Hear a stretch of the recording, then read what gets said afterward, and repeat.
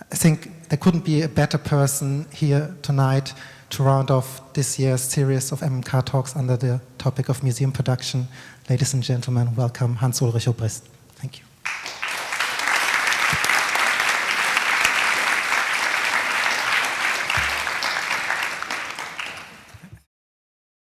I mean, one of the problems museums have is that at a certain moment it becomes maybe a routine, or it becomes maybe a situation where the museum becomes no longer a pioneer. I mean, Alexander Dorner said in the early 20th century that the museum needs to be a pioneer. I mean, that was his vision for the Hanover Museum.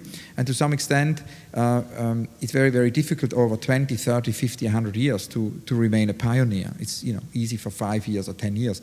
So one of the ideas Julia Peyton-Johns, the director of the Serpentine, with whom I collaborate, had, which was her great epiphany, was to actually invite every year an architect to do a new museum for the gallery, which is the pavilion. It's there for 3 months and then it goes again. So that means we have, for every summer, we have a new wing.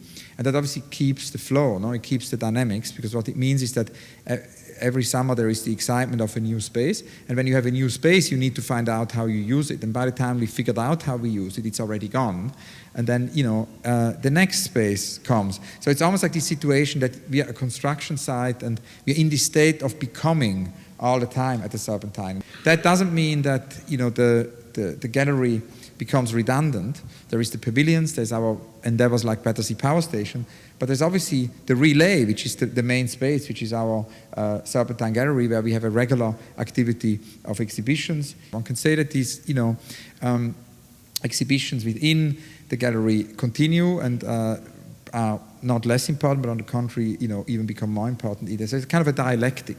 I think what you said, Hans Ulrich, about the museum as a Kraftwerk, referring to Dorner, I think it's highly related to the question of the relationship between the museum and time, and that actually if the Kraftwerk is a structure that actually has to produce energy in the museum and constantly new energy in order to pioneer certain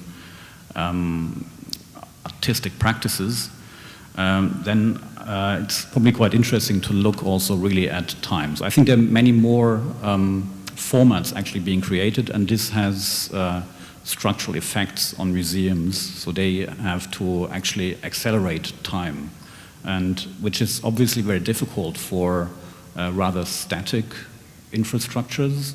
And so I think what's an interesting conflict is probably the relationship between stability and instability in a museum.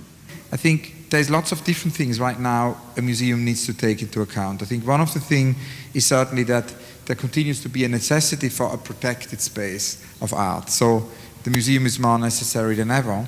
The museum can not only be a laboratory, because we've talked a lot about experiments, both you and I, but a museum also needs to be a time storage, because if it's only experimenting and there isn't a time storage, nothing will somehow be transmitted in the future. There will not be a sustainable long-term kind of presence of the museum, and there will by necessity also be no memory. So the museum in this sense has this, I think, incredible responsibility and necessity for memory, and that's why Ponte Sultana always said it should be a time storage and a laboratory.